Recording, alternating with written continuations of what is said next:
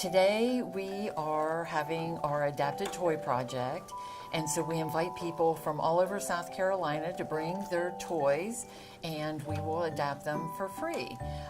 What's really neat about what we're doing with this is we have Rich Lex high school students with us, and they are learning new skills and helping out in a wonderful way. It makes me feel really good because I got this opportunity from one of my classes, and normally I wouldn't really hear about something like this, so it's really nice to be able to just come out and spend like a little bit of my Friday afternoon and help adapt these toys.